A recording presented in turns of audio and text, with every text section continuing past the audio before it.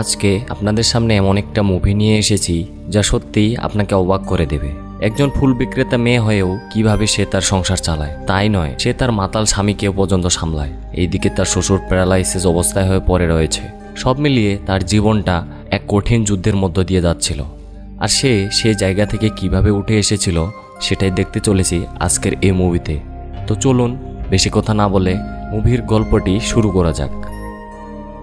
মুভির শুরুতেই দেখা যায় একটি মেয়েকে ডাকাত দল মেরে ফেলছে। তখন ওই মুভির প্রধান ক্যারেক্টার শিয়া তার ভ্যান নিয়ে সেখানে চলে আসে। আসলে এটা ছিল একটা শুটিং স্পট, আর শিয়া অনুমতি ছাড়াই এই শুটিংয়ে ঢুকে পড়েছে। তাই ডিরেক্টর অ্যাসিস্ট্যান্টকে জিজ্ঞেস করে ওকে এখানে কে ডেকেছে। তখন শুটিংয়ের নায়িকা বেরি বলে, আমি ফুল অর্ডার করেছিলাম, এবং শিয়ার নেওয়া ফুল সবাইকে উপহার দেয়। আসলে শিয়া এই ভ্যান দিয়ে ফুল বিক্রি করে, এছাড়াও সে ফুল হোম ডেলিভারি করে থাকে। এরপর ডিরেক্টর যখন আবার শর্ট নিতে যায় তখন সে মেয়েটি বলে সে পারবে না। তখন ডিরেক্টর শিয়াকে দেখে এবং তাকে জিজ্ঞেস করে, তুমি কি এই অভিনয় করতে পারবে? তাহলে তোমাকে 2000 টাকা দেওয়া হবে। শিয়া রাজি হয়ে যায়। তার অভিনয় দেখে সবাই হতবাক হয়ে যায়। একজন ফুল বিক্রেতার অভিনয় এত সুন্দর কিভাবে হতে পারে। তার পারফরমেন্স দেখে প্রডিউসারও খুব খুশি হয় এবং তাকে বলে, আমাদের নেক্সট মুভির নাম বক্সিং মম, তুমি ওই মুভির জন্য অডিশন দিতে পারবে। ডিরেক্টর শিয়াকে বলে, তাহলে তুমি আমাদের নেক্সট মুভির জন্য অডিশন দিতে এসো। তখন ওই শিয়া লক্ষ্য করে কিছু বোকাটে ছেলে তার ভ্যান নিয়ে চলে যাচ্ছে। তাই তাদের কথা সে না শুনেই সে তার ভ্যানের পিছনে দৌড় লাগায়, কিন্তু ছেলেরা তবুও তার ভ্যানটা নিয়ে যায়। রাতে শিয়াকে একটি নাইট ক্লাবে দেখা যায়। আসলে সে তার স্বামী লিউকে নিতে এসেছে। সে প্রতিদিন মাতাল হয়ে নাইট ক্লাবে পড়ে থাকে। যখন সে লিউকে খুঁজতে নাইট ক্লাবে আসে তখন মুভির আরেকজন প্রধান ক্যারেক্টার ফ্যাংকে দেখানো হয়। সে এই নাইট ক্লাবে ফাইটিং করে। শিয়া তার হাজব্যান্ডকে কাঁধে করে নিয়ে বাইরে আসলে কয়েকজন মাতাল জিয়াকে বিরক্ত করছিল। ফ্যাং এসে তাদেরকে তাড়িয়ে দেয় এবং শিয়াকে জিজ্ঞেস করে, আপনার কি সাহায্যের প্রয়োজন? সে তাকে না করে। শিয়া লিউকে কাঁধে করে নিয়ে বাসায় চলে আসে। এরপর লিউয়ের বাবা অর্থাৎ শিয়ার শ্বশুরকে দেখানো হয়। তিনি ছিলেন প্যারালাইসিস। শিয়া তাকে তুলে বিছানায় নিয়ে আসে এবং তার মেয়ে জিংকেও ঘুম পাড়িয়ে দেয়। আমরা বুঝতে পারি শিয়া সংসারের সকল দায়িত্ব একাই পালন করে। পরদিন তাকে ফুলের গুডাউনে দেখানো হয়, যেখান থেকে সে ফুল এবং গাছ নিয়ে বিভিন্ন জায়গায় ডেলিভারি করে। এরপর শিয়ার মেয়ের জিংয়ের স্কুল দেখানো হয়। টিচার তাকে বলে, জিংকে কবে এখান থেকে ট্রান্সফার করছো? আসলে জিং কথা বলতে পারে না, তবে সে কানে শুনতে পায়। শিয়া বলে, ডক্টর বলেছে সে খুব তাড়াতাড়ি কথা বলতে পারবে। এরপর সে জিংকে ভ্যানে বসিয়ে বাসার দিকে রওনা হয়।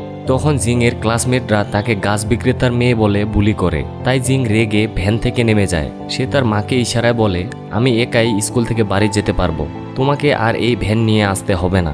এরপর শিয়া জিংকে নিয়ে তার মায়ের কাছে আসে। শিয়ার মা বাড়িতে স্কিন কেয়ারের সেন্টার পরিচালনা করে।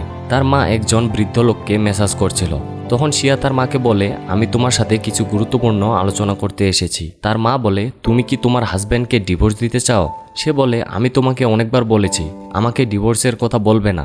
আমি চাই না আমার মতো জিংও তার বাবা ছাড়াই বড় হোক। তার মা বলে, যত দ্রুত সম্ভব তাকে ডিভোর্স দিয়ে দাও। এসবে সে রেগে গিয়ে চলে যেতে নেয়। তখন তার মা তাকে কিছু টাকা দিয়ে দেয়, কিন্তু সে নিতে রাজি হয় না। সে জিংকে একটি চায়ের ফ্লাক্স দেয় এবং বলে, এটা স্বাস্থ্যের জন্য অনেক ভালো। রাতে শিয়া ও লিউকে বাড়ির ছাদে দেখানো হয়। লিউ বলে, আমি সবসময় প্রার্থনা করি যাতে আমার মেয়ে অন্য সব বাচ্চাদের মতো স্বাভাবিক হয়ে যায়, কিন্তু আমার প্রার্থনা উপরওয়ালা শুনছে না। তাকে প্রতিবন্ধী স্কুলে ভর্তি করানো উচিত। শিয়া বলে, আমার মেয়ে একদিন অবশ্যই কথা বলবে, সে সাধারণ স্কুলে পড়বে, এর জন্য আমি সর্বোচ্চ চেষ্টা করব। পরদিন শিয়া ভ্যান নিয়ে তার প্রতিবেশী মিস্টার উইয়ের স্ত্রীর কাছে আসে, কারণ এই ভ্যানটি তাদের এবং মিস্টার উই বাইরের দেশে পড়াশোনা করতে চায়। শিয়াকে জিজ্ঞেস করে, তুমি কি বক্সিং ইমামের অডিশন দিবে? শিয়া বলে, আমি অডিশন দিব, তবে সিলেক্ট হতে পারবো কিনা জানি না। মিস্টার উই বলে, স্বপ্ন পূরণের জন্য চেষ্টা করে যাবে, কখনোই হাল ছেড়ে দিবে না। এরপর শুটিং স্পটে শিয়াকে দেখা যায়, কিন্তু ইয়েলো তাকে অডিশন দিতে মানা করে, কারণ 200 জনের মতো প্রফেশনাল সেই মুভির জন্য অডিশন দিতে এসেছে এবং তাদের মধ্যে অনেকেই আছে যারা বক্সিং চ্যাম্পিয়ন। শিয়া বলে, তাহলে আমি বক্সিং অডিশন দিতে আসব। এই বলে শিয়া তার মায়ের দেওয়া চায়ের ফ্লাক্সটি তাকে গিফট করে। তার আগ্রহ দেখে অ্যাসিস্ট্যান্ট তাকে অডিশনের ফর্ম দিয়ে দেয়। এরপর দেখা যায় সে নাইট ক্লাবে বক্সিং দেখে দেখে প্র্যাকটিস করছে। তখন ফ্যাং তাকে দেখে বলে, এখানে পেমেন্ট না করলে ফাইটিং দেখতে পারবে না। তাই সে বাইরে এসে প্র্যাকটিস করছিল। তার পিছু পিছু ফ্যাংও চলে আসে। সে জিয়াকে জিজ্ঞেস করে, তুমি কি বক্সিং শিখতে যাচ্ছ? শিয়া বলে, বক্সিং শেখার মতো টাকা আমার কাছে নেই। ফ্যাং বলে, ছোট একটা বিয়ার নিয়ে আগামীকাল বক্সিং জিমে চলে এসো। পরদিন শিয়া জিংকে বলে, একদিন তোমার মায়ের ছবি বিলবোর্ডে লাগানো হবে। এই বলে সে অডিশনের ফর্মটি তাকে দেখায়। তা দেখে জিং খুব খুশি হয় এবং শিয়া তাকে বলে তোমাকেও চেষ্টা করতে হবে কথা বলার। এরপর স্কুলের সামনে সে জিংকে জিজ্ঞেস করে তুমি ডিনারে কি খেতে চাও। ইশারায় বলে সে হাঁসের মাংস খাবে। শিয়া তাকে প্রমিস করে এবং বক্সিং প্র্যাকটিস করতে বলে। প্রথম দিকে সে কিছুই পারছিল না। ফ্যাংয়ের সাহায্যে আস্তে আস্তে শিখে নেয় সবকিছু। বিকালে যখন জিংকে সে স্কুল থেকে নিতে আসে তখন সে ভ্যানে উঠতে চায় না। সে বলে তুমি প্রমিস করেছিলে হাঁসের মাংস আনবে। আসলে সারাদিন বক্সিং প্র্যাকটিস করার কারণে সে আর কোনো টাকা রোজগার করতে পারেনি। তাই শিয়া তাকে বলে তোমাকে অন্য আরেকদিন হাঁসের মাংস এনে দেব। কিন্তু জিং কান্না করতে থাকে। তাই জিংকে সে মারতে থাকে। তখন তার ক্লাসমেটরা এসে আবারও গাছ বিক্রেতার মেয়ে বলে তাকে বুলি করে। এই শুনে শিয়ার প্রচণ্ড মন খারাপ হয়। সে তার মেয়েকে জড়িয়ে ধরে কান্না করতে থাকে।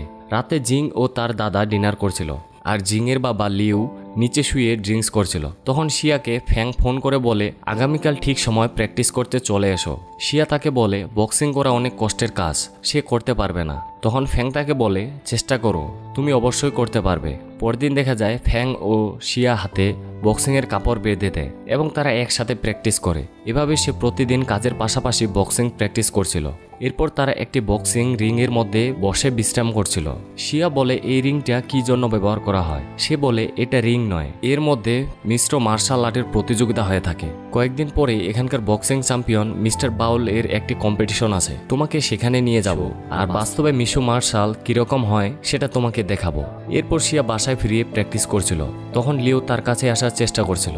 শিয়া তাকে মেরে রুম থেকে বের করে দেয়। লিও মার খেয়ে তার প্রতিবেশী উইয়ের কাছে যায় এবং তাকে বলে আমি অনেক রেগে আছি, তাই কাউকে আঘাত করতে চাই। ও বলে আমিও রেগে আছি, আমিও কাউকে আঘাত করতে চাই। লিও বলে তাহলে দেরি কিসের, চলো শুরু করি। তারা দুজনে একে অপরকে মারতে শুরু করে। এরপর পুরো ঘর লণ্ডভণ্ড করে ফেলে। পরের সিনে ফ্যাং ও শিয়াকে নাইট ক্লাবে দেখানো হয়। তারা দুজন রিয়েল বক্সিং দেখে। এরপর সে শিয়ার বাড়ি পৌঁছে দেয়। এটা উপর থেকে লিউ এবং উই দেখছিল। এই দেখে সে রেগে গিয়ে উইকে একটা চর লাগিয়ে দেয়। বাসায় এসে শিয়া লিউকে বলে আগামীকাল আমার অডিশন, তুমি জিংকে স্কুল থেকে নিয়ে এসো। পরদিন শিয়া ফ্যাংকে নিয়ে অডিশন দিতে চলে আসে। সে অডিশন নিচ্ছিল। সেই মুভির হিরো মিস্টার চান। এরপর শিয়াকে অডিশনের জন্য ডাকা হয়। সে হাতে বক্সিং গ্লাভস পরছিল। তখনই লিও মেসেজ করে জিংকে কোথাও খুঁজে পাওয়া যাচ্ছে না। এই শুনে ফ্যাংকে নিয়ে অডিশন থেকে সে বেরিয়ে আসে। সে লিওর কাছে চলে আসে আর বলে তোমার জন্য সবকিছু হয়েছে, তুমি ভুলে গিয়েছো যে তোমার একটি মেয়ে আছে। শিয়া তার মেয়েকে পাগলের মতো এদিক সেদিক খুঁজতে থাকে এবং লিও সেখানে বসেই কান্না করছিল। তখন জিং এসে তার হাতে একটি বিয়ার দেয় আর বলে তোমার মন খারাপ দেখে আমি আমার পকেট মানি টাকা দিয়ে এই বিয়ার কিনেছি। শিয়া তাকে দেখতে পেয়ে জিজ্ঞেস করে কোথায় ছিলে তুমি, তুমি কি ঠিক আছো? জিং তাকে জিজ্ঞেস করে তুমি কি অডিশন দাওনি? তখন সে ফ্যাংকে বলে এখন কি যাওয়া সম্ভব? এই বলে সে ফ্যাংকে বাইরে নিয়ে বেরিয়ে পড়ে। এরপরের সিনে তাকে অডিশন রুমের বাইরে বসে থাকতে দেখা যায়। তখন ডিরেক্টর প্রডিউসার সবাই চলে যাচ্ছিল। তারা শিয়াকে বলে অডিশন শেষ হয়ে গিয়েছে, এখন বাড়ি চলে যাও। শিয়া ডিরেক্টরের কাছে গিয়ে বলে আমাকে আরেকটি সুযোগ দিন, আমি এখানে অডিশন দিব। প্রথমে তারা অডিশন দেখে ডিরেক্টর গাড়িতে উঠতে শুরু করে। তখন সে আবার শুরু করে। সে আবার বড় বড় ড্রামে পাঞ্চ করে আর ডায়লগ বলতে থাকে। তখন ওই ভ্যান নিয়ে ফাং ও জিং চলে আসে। শিয়ার চেষ্টা দেখে জিংয়ের চোখে পানি চলে আসে। ইয়েলো শিয়াকে থামিয়ে দেয়। শিয়া ডিরেক্টরকে জিজ্ঞেস করে আমার কি কোথাও ভুল হয়েছে, আমি আরেকবার সঠিকভাবে চেষ্টা করব। ডিরেক্টর তার রক্তাক্ত হাত দেখে বলে তুমি অডিশনে পাস করছো। ইয়েলো শিয়াকে বলে আজ রাতে হোটেলে থাকবে, এবার কিন্তু দৌড়ে পালিয়ে যেও না, আগামীকাল ফাইনাল টেস্ট হবে। এই বলে সে গাড়িতে উঠতে যায়। দেখে গাড়ি তাকে ফেলে চলে গিয়েছে, তাই সে গাড়ির পেছন পেছন দৌড়াতে থাকে। এরপর শিয়া ও ফ্যাংকে হোটেলে দেখানো হয়। ফ্যাং শিয়াকে জিজ্ঞেস করে তোমার স্বামী সবসময় কি ড্রিঙ্কস করে? সে বলে সে আগে অনেক ভালো এবং সুন্দর ছিল, কিন্তু তার কাজ চলে যাওয়ার পর থেকেই সে ড্রিঙ্কস করতে শুরু করে, আর আমি বিশ্বাস করি সে আবারও আগের মতো হয়ে যাবে। তখন ফ্যাং জিংকে কথা বলতে সাহায্য করার জন্য একটি মেশিন গিফট করে। শিয়া ফ্যাংকে জিজ্ঞেস করে তোমার কি কোনো গার্লফ্রেন্ড নেই? সে বলে আমি বাইক দিয়ে পুরো পৃথিবী ভ্রমণ করতে চাই, আর এটা কোনো মেয়েই রাজি হবে না। আসলে আমি তোমাকে বক্সিং শেখানোর কারণটা হচ্ছে আমি প্রায় তোমাকে সেই নাইট ক্লাবে তোমার স্বামীকে তুলে নিয়ে যেতে দেখেছি। আমি তোমার সম্পর্কে কৌতূহলী ছিলাম এবং সব কিছু জানার পরে আমি তোমাকে সাহায্য করতে চেয়েছিলাম। এরপর শিয়া তার রুমে চলে আসে। জিং এবং সে অনেক আনন্দ করে। জিং তার মাকে বলে আমি আজ রাতে ঘুমাবো না, আমি এই লাক্সারি লাইফটা উপভোগ করতে চাই। পরদিন অডিশনের সময় মুভির হিরো মিস্টার চান অডিশন নিচ্ছিল। প্রথমে সে বেরির অডিশন নেয়, নামমাত্র অডিশন নিয়ে তারা অডিশন কমপ্লিট করে নেয়। পরে শিয়া যখন অডিশন দিতে আসে তখন সে তাকে সত্যি সত্যি মারতে শুরু করে, মেরে তাকে রিংয়ের ভিতরে অজ্ঞান করে ফেলে। ফ্যাং দৌড়ে আসে শিয়ার অবস্থা দেখে, সে রেগে গিয়ে মিস্টার চানকে একটি পাঞ্চ করে। ডিরেক্টর ও ইয়েলো খুশি হয়ে শিয়ার দিকে তাকায়। আসলে মিস্টার চান চাইছিল এই মুভির জন্য বেরিকে সিলেক্ট করবে, কিন্তু এই মুভির জন্য বেরি পারফেক্ট ছিল না। তাই ডিরেক্টর এবং তার অ্যাসিস্ট্যান্ট চাইছিল এই মুভির নায়িকা হবে শিয়া। ফ্যাং এর আচরণের জন্য বারবার ক্ষমা চায়। তখন মিস্টার চান শিয়াকে বলে, যদি এই মুভিতে কাজ করতে চাও তাহলে ফ্যাংয়ের হাতে মার খেতে হবে। এই শুনে ফ্যাং বারবার মানা করে সে এটা করতে পারবে না, কিন্তু শিয়া তাকে বাধ্য করে আর বলে, আমার অনেক টাকার প্রয়োজন এবং আমার মেয়ের জন্য হলেও তোমাকে এই কাজটা করতে হবে। তার অনুরোধে ফ্যাং রিংয়ের মধ্যে আসে। শিয়া তাকে অনেক জোরে মারতে বলে আর প্রতিটা পাঞ্চের ফলে শিয়া মাটিতে লুটিয়ে পড়ে। মিস্টার চান উপর থেকে শিয়ার মার খাওয়ার মজা নিচ্ছিল। শিয়ার মুখ রক্তাক্ত হয়ে যায়। তখন ডিরেক্টর ইয়েলো তাকে ইশারা করে আর সে তাদের ফাইট থামিয়ে দেয়। ডিরেক্টরকে জিজ্ঞেস করে, আমার অভিনয় ঠিক আছে? ডিরেক্টর বলে হ্যাঁ। অডিশন শেষে সে তাকে বাড়ি পৌঁছে দিতে। তারা দেখে ভ্যানের মধ্যে লিও মাতাল হয়ে পড়ে আছে। তার বাবা এবং জিং ভ্যানের মধ্যে বসে রয়েছে। ফ্যাং শিয়াকে জিজ্ঞেস করে, তুমি কি এদেরকে ছেড়ে চলে আসতে পারো না? সে বলে, আমার মেয়ে আমার জন্য অপেক্ষা করছে। তখন ফ্যাং তাকে ডেকে বলে, চলো আমরা একসাথে পৃথিবী ভ্রমণ করব। কিন্তু শিয়া তাকে ইগনোর করে ভ্যান চালাতে শুরু করে। এরপর বাড়ি এসে সে জিংকে ঘুম পাড়িয়ে ছাদে এসে ফুল গাছে পানি দিচ্ছিল। তখন লিও বলে, এখানে এত নোংরা কেন? এই বলে সে ফুলের টব ভাঙতে শুরু করে। শিয়া বলে, আমি পরিষ্কার করে দিচ্ছি। সে বলে, আমি তোমার এবং মোটরসাইকেল লোকটির কথা বলছি। শিয়া বলে, ও আমাকে বক্সিং শেখায় আর তুমি নেশাগ্রস্ত, তাই বিছানায় যাও। লিও বলে, আমি নেশাগ্রস্ত হলেও আমি অন্ধ নই, তুমি মনে হয় তার সাথে থাকতে যাচ্ছ। শিয়া বলে, এত কঠিন সময়ের মধ্যেও আমি কখনোই তোমাদেরকে ছেড়ে যাওয়ার কথা ভাবিনি। আমি বিশ্বাস করেছিলাম যে তুমি নেশা ছেড়ে ভালো হয়ে যাবে। জিং বাকি সব বাচ্চাদের মতো কথা বলবে এবং আমাদের পরিবার সুখী পরিবার হবে। লিও বলে, তোমার হাল ছেড়ে দেওয়া উচিত এবং তুমি নিজেকে জিজ্ঞেস করো, তুমি কি একবার হলেও তার প্রেমে পড়োনি? এই শুনে লিওর গালে সে একটা চর মারে। তখন লিও তাকে বলে, আমি ডিভোর্স চাই। সে সমস্ত ফুলের টব ভাঙতে থাকে। তখনই শিয়া বিলবোর্ডে দেখে বক্সিং ম মুভির জন্য বেরিকে সিলেক্ট করা হয়েছে। পরদিন শিয়া জিংকে নিয়ে বাসা থেকে বেরিয়ে পড়ে। জিং ভ্যানে অনেক ব্যাগ দেখে জিজ্ঞেস করে, আমরা কি কয়েকদিনের জন্য নানুর বাসায় যাচ্ছি?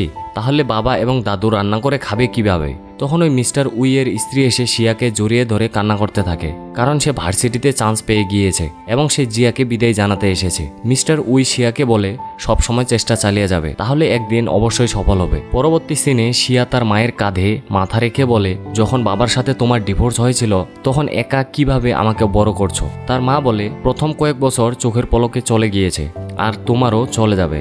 সে তার মাকে বলে, আমার কাছে কিছু টাকা আছে, এগুলো দিয়ে আমি কিছু সুন্দর কাপড় কিনতে চাই। পরের সিনে সে তার ডিরেক্টরের সাথে দেখা করতে আসে। তারা বলে বক্সিং মম মুভির জন্য তারা বেরিকে সিলেক্ট করে নিয়েছে। এ শুনে শিয়ার মন খুবই খারাপ হয় এবং সে সেখান থেকে চুপচাপ বাসায় চলে আসে। সে চুপচাপ বসেছিল। তখন জিং বারবার শব্দ করে উঠছিল। হঠাৎ রেগে চিৎকার করে, তুমি কেন বাকি সবার মতো কথা বলতে পারো না? জিং তার মাকে হোটেল থেকে নিয়ে আসার সকল জিনিস ফিরিয়ে দেয় এবং ইশারায় বলে, যেসব বাচ্চারা কথা বলতে পারে না তাদের সাথে আমি প্রতিবন্ধী স্কুলে চলে যাব। তখন শিয়া তার মেয়েকে বলে, তুমিও বাকি সবার মতো কথা বলতে পারবে, শুধু চেষ্টা করতে হবে।